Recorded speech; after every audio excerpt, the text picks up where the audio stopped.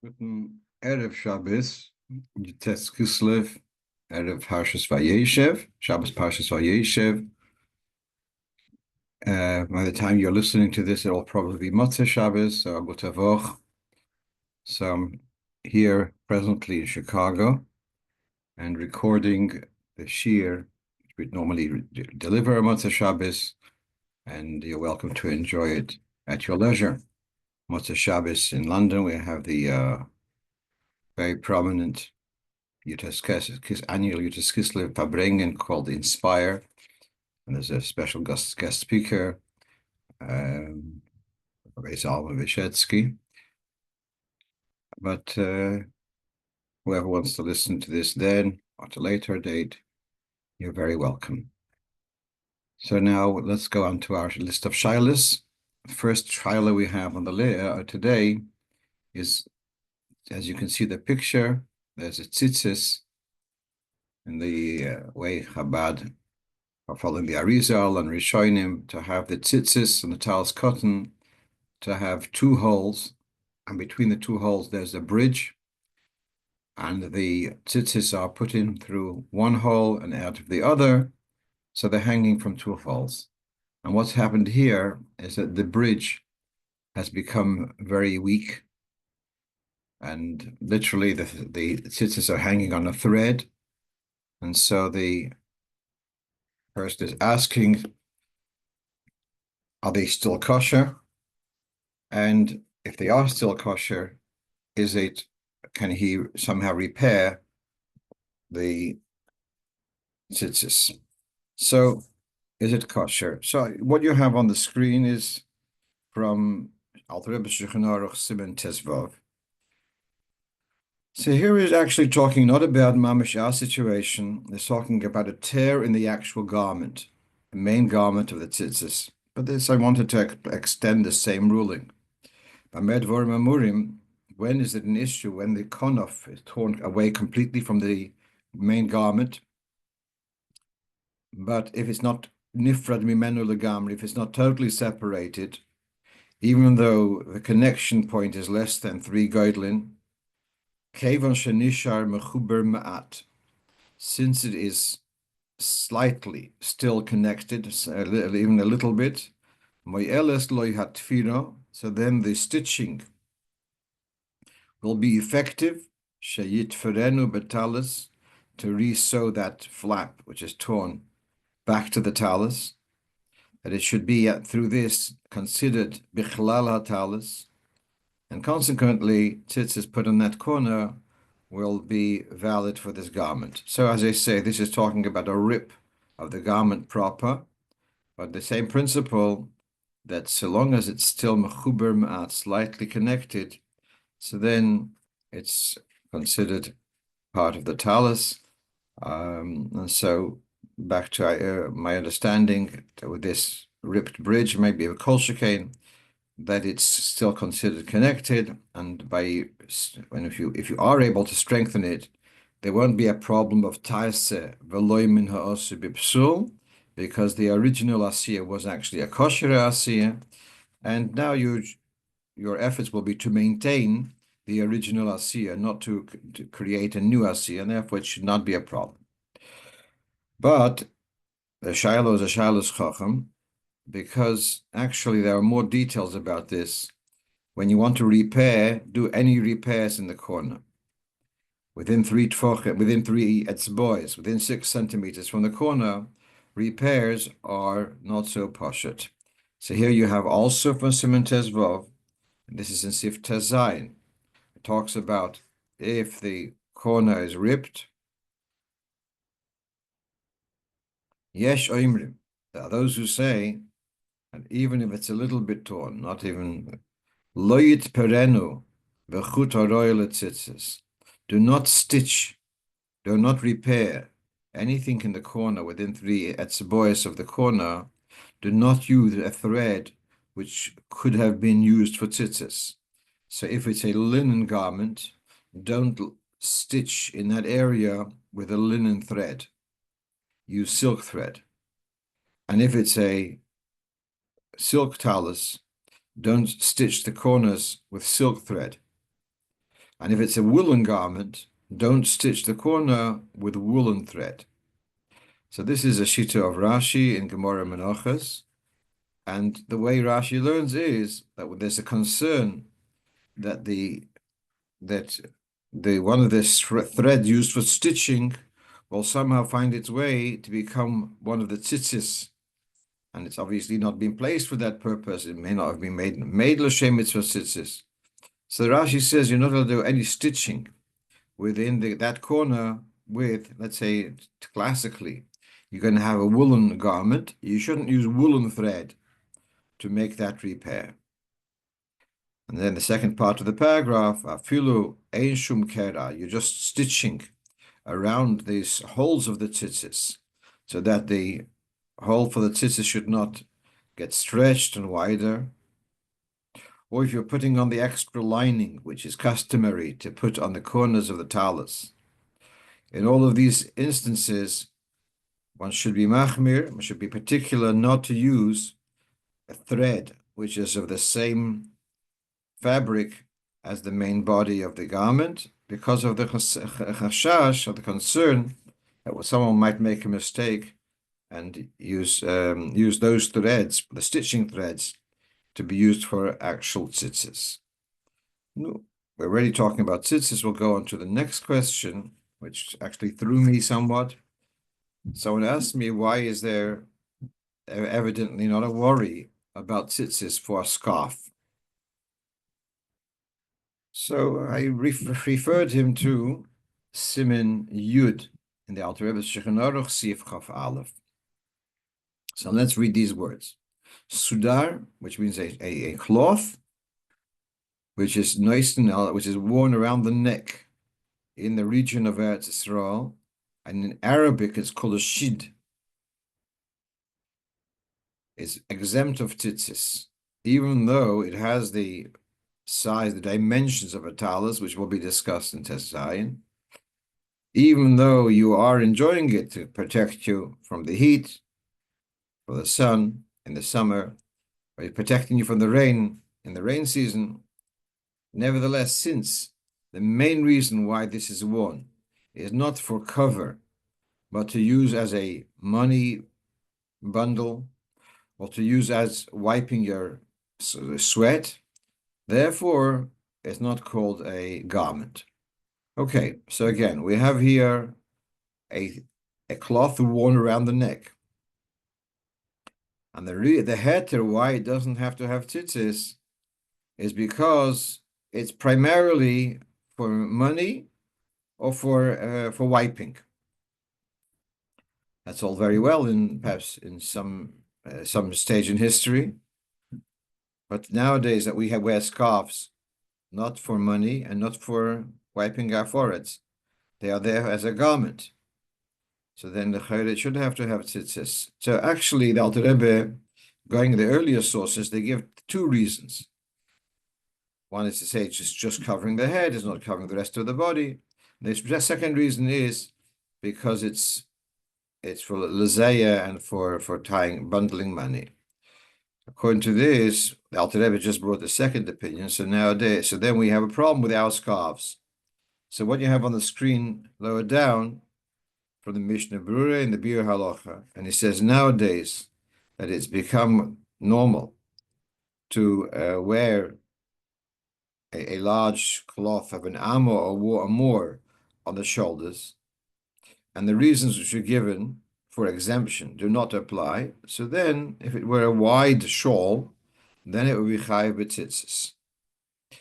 Whereas, according to the other reason which the Beis Yosef writes, that it's not called derech levisha, then it was just covered and not for protection from the elements, one can be lenient. So, Mr. Berurah in Biur Halacha, he is a little bit machmir on this. Let's see if we can get a little bit higher. Raise it a little bit on the screen. Let's go back. Right.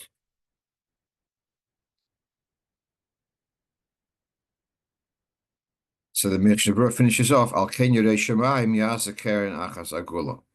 So he recommends if you have a scarf which is an amma wide or more, then to cut off a corner to make it round.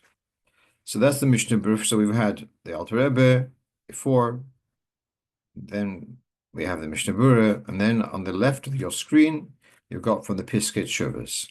In case you weren't aware, the word for a scarf in contemporary Hebrew is tza'if. So he writes, Se'ifim shelanu, our scarves, which we are wearing them for warmth, not just for show. Usually they do not have the shiur of Tzitzis, which would be to cover an arm in the front, arm in the back. Even if it does have, if it's a wider scarf, the derech is to wear it folded, and therefore it's not normal to use it for coverage, like covering your back, covering your front, and therefore it's not necessary to cut off one of the corners. But if you do have a wider scarf, you wear it as a shawl. As we know, women often wear shawls in such a way which are covering a large part of the back, etc. Then, for a man, it would be indeed recommended to round off one of the corners to avoid a shiur of tzitzis. So again, so a regular scarf is not a problem because it's worn just around the neck and it's usually not so wide. But if it has the width, and it's especially certainly if it's worn covering a large part of the back, then tzitzis would be an issue. So you can either put in tzitzis or you can cut off a corner. Okay. So someone called me, this is question number 3. Someone called me, writes to me that they had some mezonos, and at some stage during this sitting, they had also had some grapes. And they finished off and they made a Baal haMichya. In the middle of a haMichya, he says, oops, I had grapes also, so I have to say, I Yoitze val pri haEtz. So here's the question. If at the beginning you said, al haMichya val haKalkala, and at the end of the Ki'at Hashem Tevu Meit Lakev Neil Lechol La'oretz val haMichya val pri haEtz, Baruch Atah Hashem val La'oretz val haMichya val pri haEtz. So you had them in the Psichas HaBrocha, in the opening of the Brocha, he had neglected to mention Pri HaEtz. In the Chosim HaBrocha, in the Chasimas HaBrocha, he had mentioned HaEtz. So do you go according to the Psicha, or do you go according to the Chasim at the beginning of the Brocha, or the end of the Brocha? So I've told you many times, I have one of these two Sforim called Shkiyos Miyovin, specializing in all the kinds of mistakes you can come up with. And he addresses this question. And he says, there are different opinions whether you can say, well, the main thing is that you mentioned at the end. Others say no. So if it wasn't mentioned in the beginning, it's not okay. So, b'diavad, I think you would not be obliged to repeat because of a safek bracha levatala. Let's move on. I'm looking now at question number 4. And this is something which I've spent the last 2 weeks thinking about. When you have 2 mitzvah acts, one after the other, the same mitzvah, one mitzvah act after the other, do you make a brocha on the first act and on the second act? So the particular situation is the following. Two situations I'm looking at. Number one is in 770, at the side of the building, there's like a yard as you're looking at the buildings to your right. And that's where they make Chupahs often nowadays. That's also where the Succah is built. On the other side of that yard is the building known as the Rebbe's library. So between those 2 buildings, that's where the Succah is built. But I don't know how many last few decades. What's happened in the last 30-something years, that a bridge has been built between 770 proper and the Rebbe's library building, bridge to be able to walk from one building to the other. And underneath is like what you can call it, a tunnel if you want to call it. But when they build the Sukkah, they build until this bridge and beyond this bridge. But effectively, these are two separate Sukkahs. You've got the front Sukkah and the back Sukkah, but they are totally exposed to one another. You can see one to the other without any obstruction. And the question is, if I made a Leshev Sukkah in the front Sukkah, and then there's a more interesting Farbrengen in the back Sukkah. So in middle of Sukkah, so middle of the meal, or middle of my sitting, Farbrengen, I'm going to go over to the other, it's a different Sukkah. Do I have to make a brocha, like Leshev Sukkah, on this second Sukkah? That is the question. So the closest I found as a comparison would be if you one day decided to upgrade your mezuzah. So you go over, you bought a new mezuzah, and you go and you take off the old mezuzah, and you put up a new mezuzah. Do you make a brocha on your new mezuzah? It's a new article, but it's the same mitzvah. You have kind of reinstated the same mitzvah. So does it call for a new bracha or not? So now, in the Mogen Avraham, in Siman Tov Resh Lamed Tes, talks about walking from Sukkah to Sukkah, and he says you'd have to make a new bracha. And he refers to Siman Kufay and Ches. The Alter Rebbe also paskins, as very often the case, paskins like the Mogen Avraham.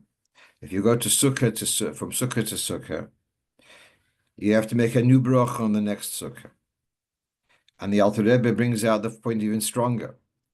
Even if you would not have to make a new broch on the food, which you're going from one to the other, you still have to make a broch on the second Sukkah. Also, the Alter Rebbe says clearly, if you go from one Sukkah to the other Sukkah, you have to make a new bracha. It's not so clear, I'll tell you in a moment. But first, before going to that why it's not so clear, there is a commentary on the Shulchan Aruch called Beis Meir. And actually, the Mishtabrura in Siman Tov Resh Lamed Tes mentions the Beis Meir. And the Beis Meir disagrees with the Mogen Avraham. He says, you go from Sukkah to Sukkah. Why do you have to make a new bracha? It's the same mitzvah. You're continuing to do the same mitzvah. And what would happen if you were in the Sukkah and you went out, you went back into the Sukkah? You say you don't have to make a new bracha. So why, if you're going back into a different Sukkah, you're continuing the same mitzvah? That's the Beis Meir's time. Coming back, the Mogen Avraham and the Alter Rebbe, well, the Alter Rebbe, as I said, the Alter Rebbe says, even if the two Sukkahs are in the same chotzer, and still you have to make a new bracha when you're going from one to the other. He gives us a reference to Mogen Avraham in Siman Ches, which talks about, and the Shulchan Aruch talks about someone who put on a Tallis-Koton at home, and then he goes with a bracha, midatifa. And then he went to shul, he wants to put on a talis. Does he have to make a new bracha on the talis? And the Mogen Avraham says he has to make a new bracha. And the reason is because the hiluch, the walking from the house to the shul, is a hefsek. And the Mogen Avraham gives us a reference to Siman Kufay and Ches, where you have the dinim of an interruption in the middle of eating, whether that you do need to make a new bracha or you don't need to make a new bracha. So I'm going to use this reference to Siman Kufay and Ches to address our situation. It's true that shinui mokim, changing location, warrants a new bracha. Now there's an exception to this. If, let's say, I had eaten something like bread, which is to'un brocha achroina b'mkoimai. Halocho says I have to go back to my first place and to bench there. Because of the I call it string attached. Itaka went out to a different location, but I have something which is pulling me back. Halocho says you have to go back to your place to bench there. Therefore, the going out to your place is not a hefsek. If it be something which the after bracha would be beir nefashos, which doesn't require, so then possibly the shinim mokim is a hefsek. So now, then in this inyan of shinim mokim, we've discussed this in the past. Kol sheroya es mekoymai. This is written in the Rishonim, that if I make a brocha in the house and I go out into the garden, so it's a change shinim mokim. But if from the garden I can see the room where I made the brocha at the outset, so re'iyas mekoymai serves as a bridge that the change of location is not a hefsek. And you don't need to make a new brocha on the food which you eat in the garden, even though you've changed location, since there is still eye contact with the first place, shinim mokim is not a hefsek. So if so, when the Alter Rebbe says that going from one sukkah to the second sukkah in the same chotzer warrants a new brocha, that's because from one sukkah to the other is ein oidoyas mekoyim. I'm assuming that that's the pshat. Therefore they're going from one sukkah to the other is a break. Needs to make a new brocha. But in the case which we're talking about, the front sukkah, the back sukkah, there's roya as mekoyim. Then there's no hefsek, and therefore if the din of sukkah l'sukkah is based on siman kufa and ches about berchas hanenin, royas mekoyim is not a hefsek there, and therefore it's not a hefsek by sukkah either. Now, what about taking off one mezuzah, putting up another mezuzah? Not so straightforward. You could very well say, and some of us want to say this: you took off a mezuzah and you're putting up another one. You are mechayev b'sukkah the whole time. It's not as if you had a break from the chiyuv. You have a chiyuv to have a mezuzah. You took it off for a short period, and if you put back the same mezuzah, you wouldn't make a new bracha. If you put up a different mezuzah, so someone to say you don't make a new bracha because you're restoring the original mitzvah. The counter argument to that by the mezuzah is, Mele, in the case of the sukkah, I made a brocha at 6 o'clock, and I had in mind possibly even, there's the other rule, the other part of the sukkah, it's royas mekoyim, even if I didn't have specifically in mind, but it's possibly all considered a continuation from that brocha, because there was no hefsek, certainly if I had in mind. When I take off a mezuzah and put up another one, it's true I'm restoring the chiyuv. I had a mitzvah, and I took a break from the chiyuv and restoring the duty of that space.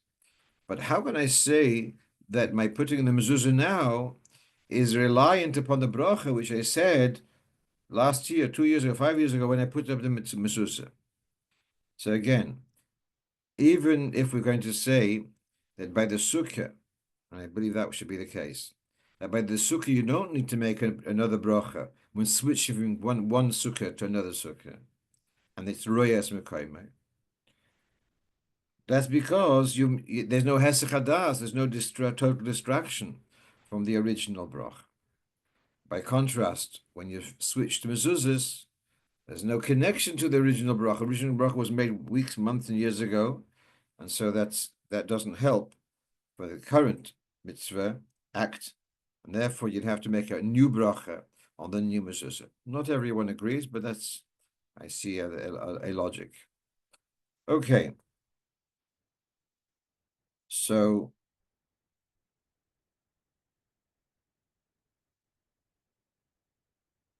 someone's asking, he asked me to share it with the Oilo.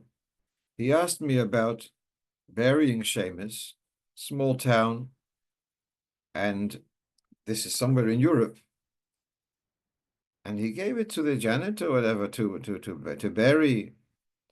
And the janitor is a former guy. According to the local legislation, you're not allowed to bury plastic because plastic will last the Yomim Rabim, and they don't want to leave stuff in the earth which is not really a natural part of the earth. So he gave several sacks of Shaimos to the guy to bury, and next thing he knows, the guy has taken out all the papers out of the plastics and put them and covered them. So now, what has to be done now? So here we have, this is from Siman Kuf Nun Dalet, Sefer Torah Shebola, Sefer Torah which has become worn out, should be placed in a kli cheres. It should be placed in an earthenware vessel, and it's buried in a grave together with the Talmud Chacham. Why in a kli cheres? That's say it shouldn't get eaten up by the earth. So you have to put it in a kli cheres, in a protective thing. Nowadays they say to use a rigid plastic, which will endure. And then the Mefarshim say not only Sefer Torah Shebala, but also other Shaimos. You wouldn't be allowed to take a Yudke Vovke. Actually, someone just this morning sent me a photograph of a mezuzah, which somehow had been vandalized. I didn't understand what the vandalism was, but someone had written Shin Dalad Yud on the outside of the mezuzah.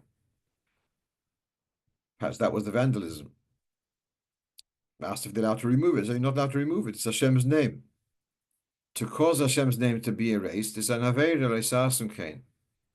So to take a text which has got Hashem's name and to put it in the soil, and then the moisture, etc., and the elements in the soil will break it down. That goes into the Isa of to put Shaimos directly in the earth would be a violation of Lisas and Cain, indirectly, albeit.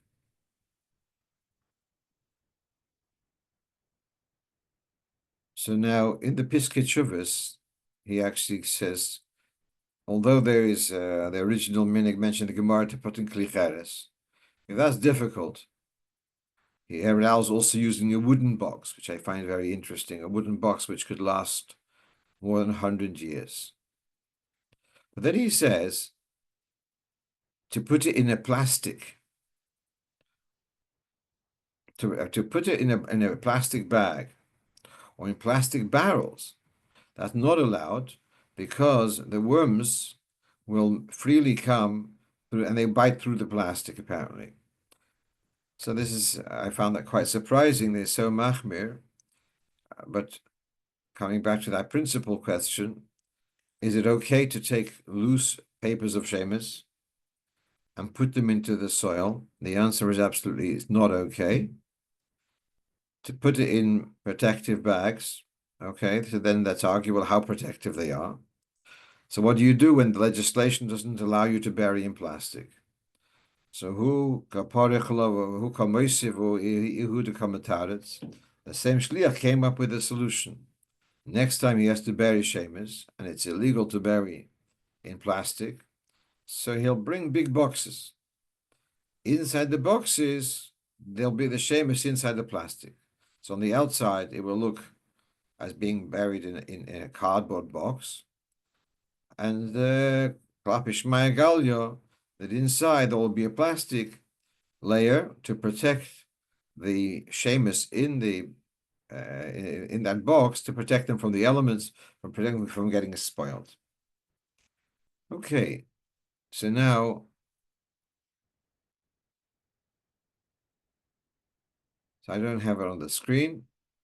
Is there room to allow what do you do with a disused Oron Kodesh? In any shul which upgrades its furniture, so Oron Kodesh, what do you do with the original? So they're called Tashmishi Kedusha. They have a Kedusha. The disused Oron Kodesh has a Kedusha. You can't use it for anything else. So is there a possibility of course, it can be buried, and sometimes the bury in Oron Kodesh is a big deal. Is there a simpler way? So there are poskim who do allow, you can look in Bir Halocho Sim Kufnam and Dalet, Divrei Hamaskel Tashmish Kedusha, and Piskei Teshuvos in Sim Kufnam and Dalet Ois Ches. There is something about the community are allowed to sell items of their use. Shiva Tuvai b'ma'ben ansheir. The executive management of the community is able to sell items which belong to the of kedusha, and that will take off the kedusha. So the Mishnah Berurah is not so happy about it, but there are poskim who do permit it. So again, what can you do with a disused Oron Kodesh? If possible, it should be buried. If that's not possible, there is a way of someone putting down a nominal sum, whether it's £1 or whatever, a small sum, to buy the Oron Kodesh and to buy it out. In that way, it's no longer belonging to the community with the attendant's kedusha, attendant sanctity. It's now lost its kedusha, and then you're allowed to use it for chulin. That's one way of doing so. All right. So now a couple of wedding questions. What's the reason? Someone asked me, what's the reason for the untying of knots and the shoelaces of a Chosson, etc., before going to the Chupah? So the answer is given. You might find this surprising. The chashinu lichshofim, concerned that will make the Chosson vulnerable to witchcraft, where someone would be able to use some witchcraft to interfere with the function of the conjugal, etc., later on. And it brings from various sources. It looks like some people would use some kind of shtick, black magic of sorts, to restrict the Chosson's ability to function as a man should, and by having knots in the garment is somehow a foothold for that witchcraft to have effect. It goes here in the bottom here on the pasuk lo yachver l'reichayim v'orechev. So the Targum Yonason says that a man should not tie the chasanim and colors with witchcraft. That's lo yachver l'reichayim v'orechev ki nefesh u'choyvel, says to use witchcraft to interfere with the functioning of a chosson and kala. And then that's the Targum Yonason. Targum Yonason is less literal and more drush perhaps than the Targum Onkelos. And there's on the Targum Yonason, some good Chumoshim, you have Yonason, which is a commentary on the Targum Yonason. So in the Yonason he says that this was a alvin plili, a terrible misconduct behavior, which was common in earlier generations, to use through a person having a knot on their garment somehow to cause witchcraft to have an effect of them. So that's the business of untying knots of the Chosson. I didn't do my homework adequately whether that applies to kalas also.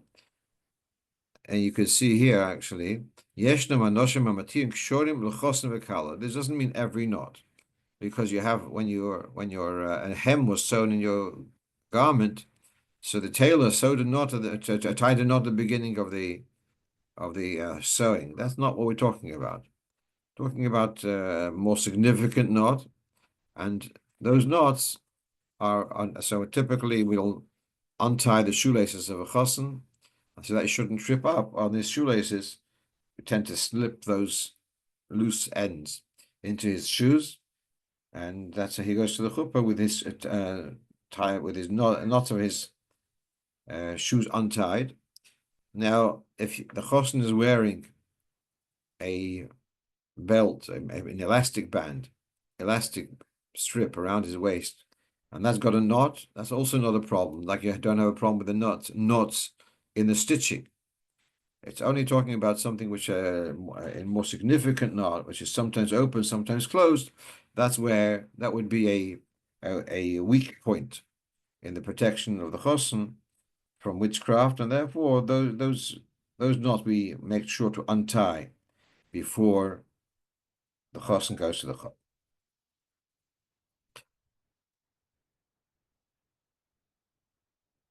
Now, someone asked me to make some clarity about.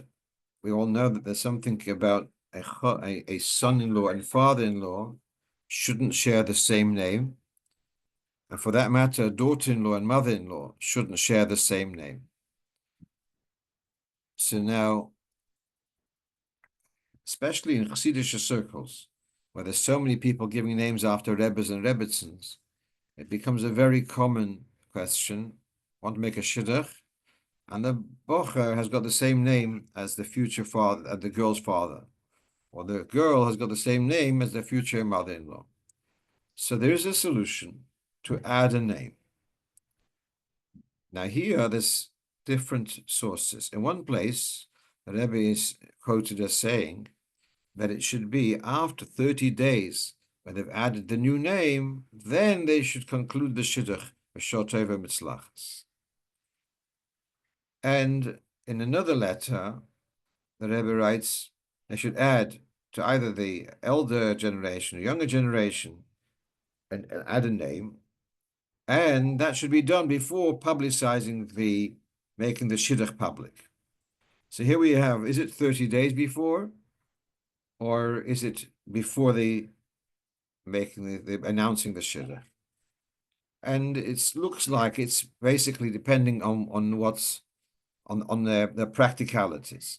Very simple. Once the Chos and Kala have met and they're ready to conclude the Shidduch, it's really to say now you have to wait another 30 days, and we're going to make a Meshaberich and Shul to add a name to the father, to the mother. It's going to be strange, and it's going to be difficult. So usually that 30-day Inyan is not followed through, and it's just done just before the Shidduch. But where it's possible, so then okay, if it can be done quietly and without making it uncomfortable, then there would be a mile in doing it 30 days before, and that's because a name only becomes muchzak. It only becomes entrenched if it's been used for 30 days. We have here a reference to Gemara Baba Basra, Kov Zayin Amid Beis, and in Shulchan Aruch, in Hilchos Gittin, a name which hasn't been in use for 30 days is not counted as a name, as a proper name. So also, for example, if you have a woman was mizgayer, and you want to make a chasana, and when she was megayer, she took on a Jewish name.